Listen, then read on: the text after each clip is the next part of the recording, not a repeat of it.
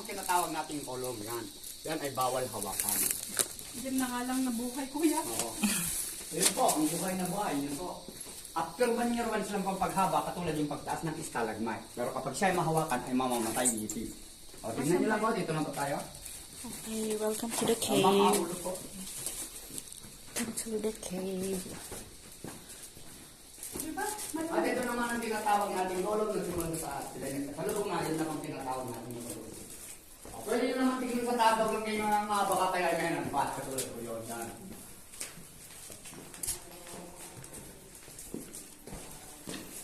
Pinasok natin yung kuweba. Para hindi lang tayo yung pinapasok.